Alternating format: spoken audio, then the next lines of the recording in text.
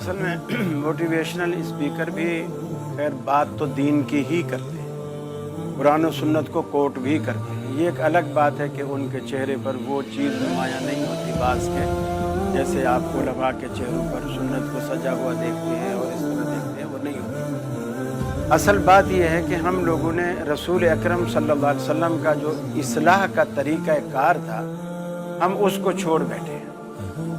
हम फतवेबाजी तो करते हैं, जहन साजी नहीं करते। मोटिवेशनल स्पीकर जहन साजी का काम कर रहे हैं, कुछ उसमें गलत रास्ते पर ला रहे हैं, कुछ उसमें सही रास्ते पर ला रहे हैं। असल काम ही मुआशरे की उसके सुधार के लिए जहन साजी है, फतवेबाजी नहीं।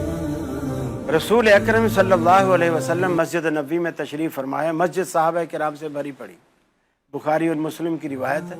एक नौ मुस्लिम उस मजमे के अंदर बैठा है और वो खड़ा हो गया। उसने कहा, या रसूलुल्लाह सल्लल्लाहु अलैहि वसल्लम, मुझे आपकी हर बात पसंद है और मैं हर बात मानूंगा, लेकिन आप मुझे सिर्फ एक गुनाह की इजाज़त दे दें, एक गुनाह की मुझे इजाज़त दे दें, बाकी हर गुनाह मुझ पर आराम और आपका हर अमर मेरे लिए लाज़िम। अच्छा।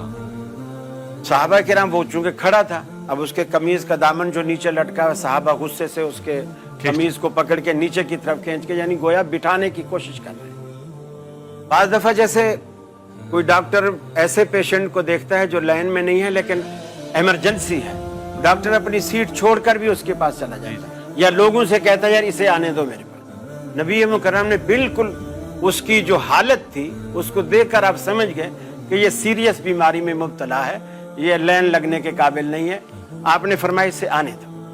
जब आपके करीब आया, अब देखिए नबी मुकर्रम जो रहमतुल्लिल आलमीन है, सहाबा कहते हैं आपने सबसे पहले उसकी कमर पर, उसके कंधे के करीब हाथ रखा और उसे 3 दुआएं दी। माशाल्लाह। और 3 दुआओं से पहले उससे सवाल किया।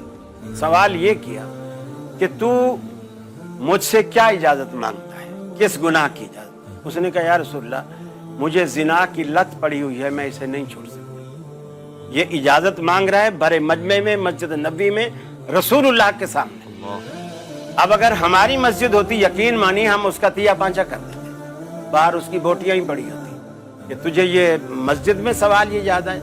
अब अल्लाह के नबी के सामने ये जो इन चीजों को हराम करने के लिए आए, आपने जब उसके ज़मीर को झंझोड़ा और ज़हन साजी की, आपने फरमाया, तू जब ये इरादा लेकर किसी के पास जाएगा, इससे पहले मुझे अपने ज़मीर को टटोलकर एक सवाल का जवाब दे कि अगर यही इजाज़त मुझसे कोई और शख्स मांगे और उसका इरादा तेरी बहन की तरफ, माँ की तरफ या बेटी की तरफ, खाला फूफी की तरफ, आपने महरम रिश्ते गिनवाए, उसकी तरफ जाने का उसका इरादा हो, तो तेरा रिएक्शन क्या होगा? उसने कहा, या रसूलल्लाह, मैं तो ऐसा कर दूंगा। गोया उसने अपनी गैरत दिखाई।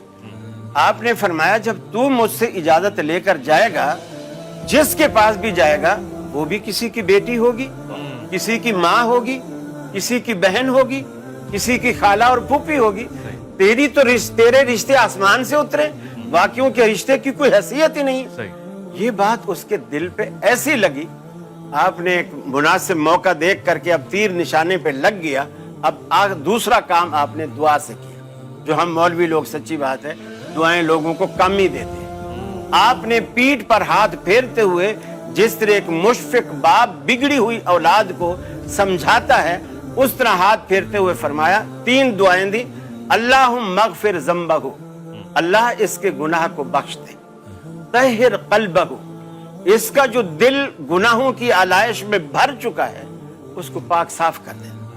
अहसन फरजहु, इसकी इज्जत और आबरू की, अस्मत की तू हिफाजत फरमा। सहाबा कहते हैं, ये 3 दुआएं सुनने के बाद, उसके बाद कभी राह चलते हुए ऊपर सर उठा के चलना तो दूर की बात है, हमने जमीन पे चलते हुए भी कभी उसको जमीन से नजरें इधर उधर हटाते हुए कभी नहीं देखा। अल्लाहु अकबर। ये नबी करीम की ज़हन साजी और दुआ। आज भी उलमा अपने मुरीदीन को, अपने मोतक़िदीन को, अपने चाहने वालों को अगर इन्हीं 2 बातों से समझाएं तो मुआशरा एकदम उसी तरह हो सकता है इंशाअल्लाह, जिस तरह नबी मुकर्रम अपने पीछे मुआशरा छोड़ कर गए। बहुत प्यारी बात हो।